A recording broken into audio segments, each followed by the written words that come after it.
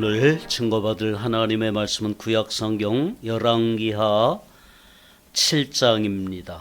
1절에서 끝절까지 제가 천천히 봉독할 때 살아계신 하나님의 음성으로 들으시기 바랍니다.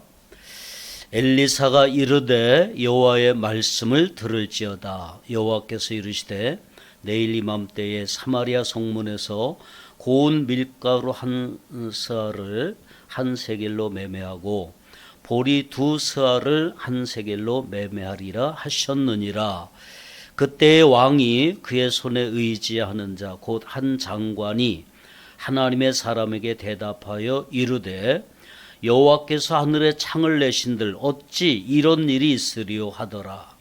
엘리사가 이르되 내가 내 눈으로 보리라. 그러나 그것을 먹지는 못하리라 하니라. 성문 어귀에 나병 환자 4사람이 있더니 그 친구에게 서로 말하되 우리가 어찌하여 여기 앉아서 죽기를 기다리랴. 만일 우리가 성읍으로 가자고 말한다면 성읍에는 굶주림이 있으니 우리가 거기서 죽을 것이요 만일 우리가 여기서 머무르면 역시 우리가 죽을 것이라. 그런즉 우리가 가서 아람 군대에게 항복하자. 그들이 우리를 살려두면 살 것이요 우리를 죽이면 죽을 것이라 하고 아람 진으로 가려 하여 해질 무렵에 일어나 아람 진영 끝에 이르러서 본즉 그곳에 한 사람도 없으니 이는 주께서 아람 군대로 병거 소리와 말소리와 큰 군대의 소리를 듣게 하셨으므로 아람 사람이 서로 말하기를 이스라엘 왕이 우리를 치려하여 헷사람의 왕들과 애굽 왕들에게 값을 주고 그들을 우리에게 오게 하였다 하고 해질 무렵에 일어나서 도망하되 그 장막과 말과 나귀를 버리고 진영을 그대로 두고 목숨을 위하여 도망하였음이라. 그 나병 환자들이 진영 끝에 이르자 한 장막에 들어가서 먹고 마시고 거기서 은과 금과 의복을 가지고 가서 감추고 다시 와서 다른 장막에 들어가 거기서도 가지고 가서 감추니라. 나병 환자들이 그 친구에게 서로 말하되 우리가 이렇게 해서는 아니 되겠도다. 오늘은 아름다운 소식이 있는 날이거늘 우리가 침묵하고 있도다. 만일 밝은 아침까지 기다리면 벌이 우리에게 미칠지니 이제 떠나 왕궁에 가서 알리자 하고 가서 성읍 문지기를 불러 그들에게 말하여 이르기를 우리가 아람 전에 이르러서 보니 거기에 한 사람도 없고 사람의 소리도 없고 오직 말과 나귀만 매여 있고 장막들이 그대로 있더이다 하는지라. 그가 문지기들을 부르매 그들이 왕궁에 있는 자에게 말하니 왕이 밤에 일어나 그의 신복들에게 이르되 아람 사람이 우리에게 행한 것을 내가 너에게 알게 하노니 그들이 우리가 줄인 것을 알고 있으므로 그 진영을 떠나서 들에 매복하고 스스로 이르기를 그들이 성읍에서 나오거든 우리가 사로잡고 성읍에 들어가겠다 한 것이니라 하니 그의 신하 중 한 사람이 대답하여 이르되 청하건대 아직 성중에 남아있는 말 5마리를 취하고 사람을 보내 정탐하게 하소서. 그것들이 성중에 남아있는 이스라엘 온 무리 곧 멸망한 이스라엘 온 무리와 같으니이다 하고 그들이 병거 둘과 그 말들을 취한지라. 왕이 아람 군대 뒤로 보내며 가서 정탐하라 하였더니 그들이 그들의 뒤를 따라 요단에 이른즉 아람 사람이 급히 도망하느라고 버린 의복과 병기가 길에 가득하였더라. 사자가 돌아와서 왕에게 알리니 백성들이 나가서 아람 사람의 진영을 노략한지라. 이에 고운 밀가루 한 스아에 한 세겔이 되고 보리 2스아가 한 세겔이 되니 여호와의 말씀과 같이 되었고 왕이 그의 손에 의지하였던 그의 장관을 세워 성문을 지키게 하였더니 백성이 성문에서 그를 밟음에 하나님의 사람의 말대로 죽었으니 곧 왕이 내려왔을 때에 그가 말한 대로라. 하나님의 사람이 왕에게 말한 바와 같으니 이르기를 내일 이맘때에 사마리아 성문에서 보리 2스아를 한 세겔로 매매하고 고운 밀가루 1스아를 한 세겔로 매매하리라 한즉 그때에 이 장관이 하나님의 사람에게 대답하여 이르되 여호와께서 하늘의 창을 내신들 어찌 이 일이 있으랴 하며 대답하기를 내가 내 눈으로 보리라. 그러나 그것을 먹지는 못하리라 하였더니 그의 장관에게 그대로 이루어졌으니 곧 백성이 성문에서 그를 밟음에 죽었더라. 아멘.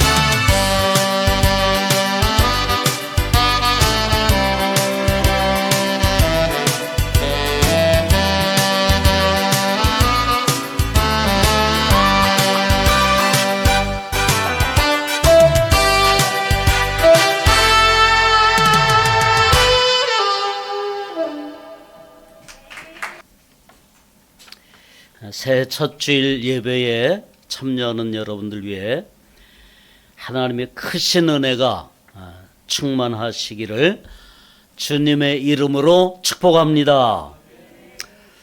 이 유튜브 예배가 아주 적은 숫자가 지금 시청하고 있는데 그래도 제 마음에 협족한 것은 우리 동네의 이발관 사장님이 이 방송을 보고 있습니다. 저희 동네에 먼저 음악회 포스터를 한 20장 붙이러 다녔는데 나중에 가서 그걸 띄워도 된다고 그랬더니 그걸 왜 띄냐고 제가 매일 보고 있다고 이런 고백을 들었습니다. 그리고 지난 송구영신 예배 처음 나온 베트남 부부 그분들도 일터에서 주일 예배 나오지는 못하지만 일터에서 또 이 방송을 시청하고 있습니다. 자, 상황은 변하지만 하나님은 여전히 예배자를 찾으신다는 사실을 늘 기억하시기 바라고 1년 52주 주일 성수를 통해 하나님의 은혜 속에서 승리하는 한 해가 되시기를 바랍니다.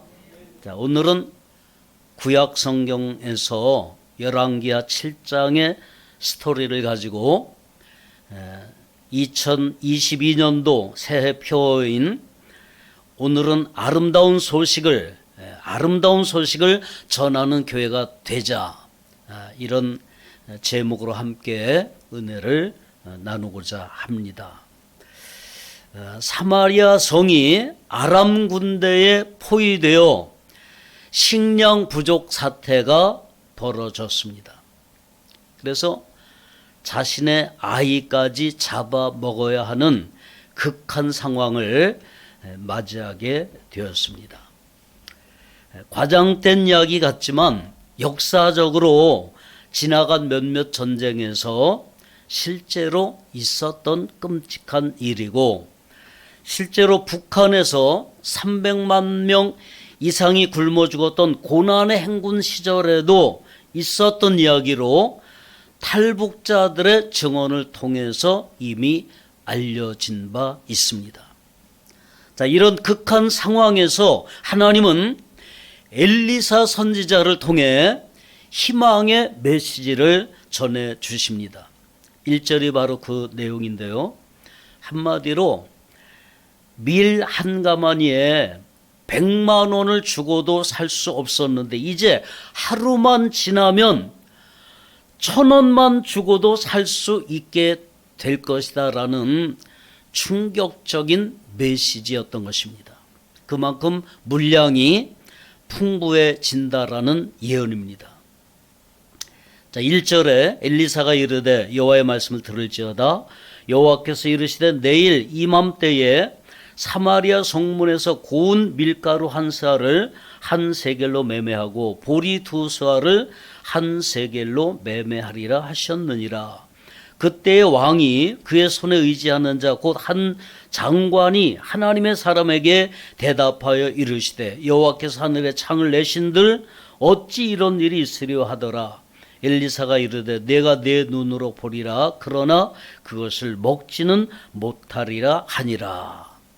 왕의 신하 중 한 장관이 이 예언의 축복의 말씀을 듣고 코웃음을 치면서 말합니다.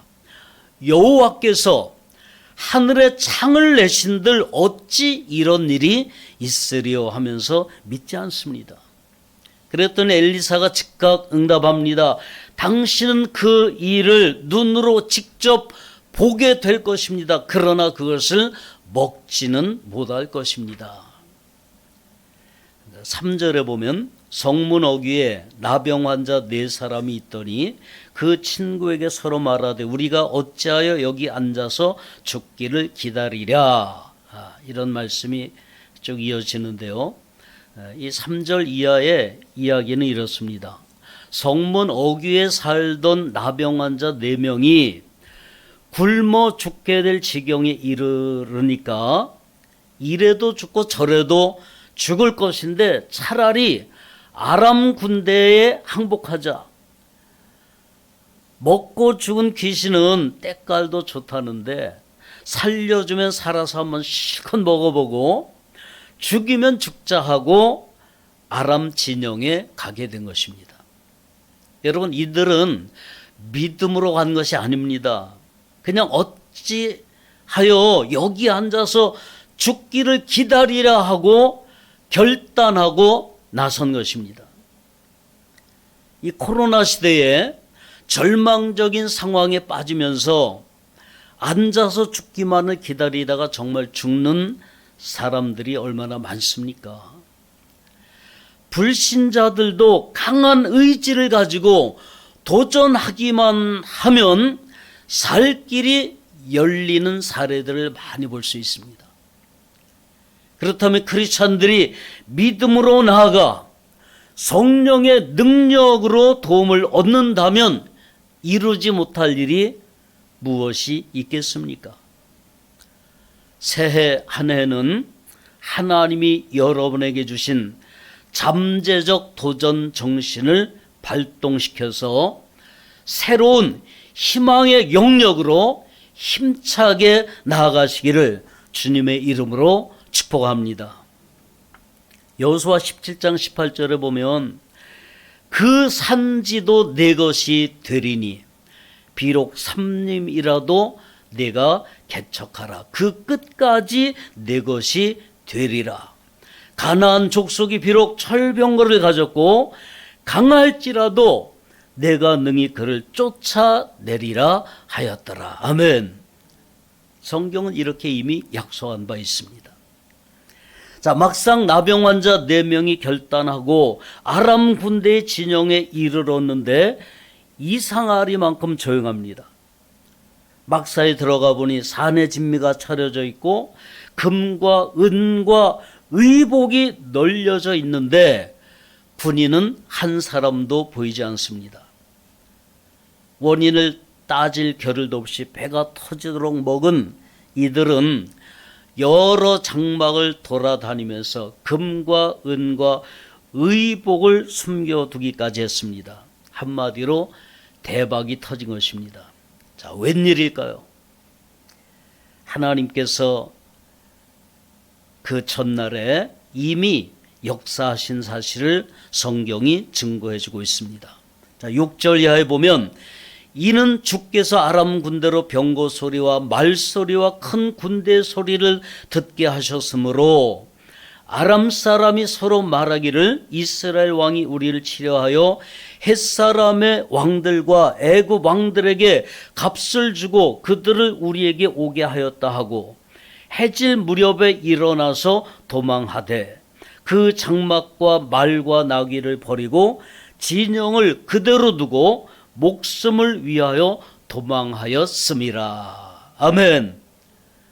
아람 군대의 귀에 이스라엘 연합군이 쳐들어오는 소리를 듣게 해서 그야말로 혼비백산해서 장막과 말과 나귀를 버려둔 채 모두 도망가 버린 것입니다. 자, 우리는 여기서 한 가지 교훈을 얻을 수 있습니다. 하나님은 오히려 우리가 아무것도 할 수 없을 때 역사하신다는 사실입니다. 그러니까 극한 상황에 처하더라도 염려하거나 낙심할 필요가 없습니다. 바로 그때가 하나님이 일하시는 시점이 되기 때문입니다. 우리는 가만히 기다리면서 하나님의 역사의 손길을 바라보고 기다리면 승리의 역사를 이루게 될 줄 믿습니다. 자, 9절 이하에 더 귀한 말씀이 있는데요. 나병 환자들이 그 친구에게 서로 말하되 우리가 이렇게 해서는 아니 되겠도다. 오늘은 아름다운 소식이 있는 날이거늘 우리가 침묵하고 있도다. 만일 밝은 아침까지 기다리면 벌이 우리에게 미칠지니 이제 떠나 왕궁에 가서 알리자. 자, 로또처럼 굴러 들어온 복에 겨워 주체하지 못하던 그들이 정신을 차렸습니다. 그래서 오늘은 아름다운 소식이 있는 날이거늘 우리가 침묵하고 있도다. 만일 밝은 아침까지 기다리면 벌이 우리에게 미칠지니 이제 떠나 왕궁에 가서 알리자라고 결단한 것입니다. 여러분, 이 세상에서 가장 아름다운 소식은 어떤 내용이 되어야 할까요? 바로 구원의 소식입니다. 죽을 수밖에 없는 상황에서 살게 되었다는 구원의 소식이야말로 가장 아름다운 소식이 아니겠습니까? 이 나병 환자들은 적어도 상식이 있는 사람들이었습니다. 우리가 침묵하고 있어서는 안 되겠다라고 고백한 것을 보면 알 수 있습니다. 그러나 우리들에게는 사명을 촉구하는 소리로 들려줘야 합니다. 만일 밝은 아침까지 기다리면 벌이 우리에게 미칠지니 이제 떠나 왕궁에 가서 알리자. 나병 환자들이 이렇게 말한 것을 보면 오히려 신앙에 가깝다고 해야 할 것 같습니다. 성경은 고린도전서 9장 16절에서 이렇게 말씀합니다. 내가 복음을 전할지라도 자랑할 것이 없음은 내가 부득불할 일임이라. 만일 복음을 전하지 아니하면 내게 화가 있을 것이로다. 아멘. 아름다운 소식, 곧 복음은 전해져야만 하는 필연성을 가지고 있습니다. 뉴스는 전해지지 않으면 아무런 의미가 없는 것 아니겠습니까? 아무리 급한 뉴스이고 아름다운 뉴스라고 할지라도 제때에 전해질 때만 의미가 있고 살리는 역사가 일어납니다. 그래서 복음을 전하는 일은 시간의 긴박성도 가지고 있습니다. 시한부 생명을 가지고 있는 사람에게 구원의 소식은 1분 1초가 급한 것입니다. 사형 집행 직전의 죄수에게 사면 소식은 또 분초를 다투는 일이 됩니다. 응급 환자들이나 위급 상황에서는 반드시 골든타임이 있다는 것을 우리가 알고 있습니다.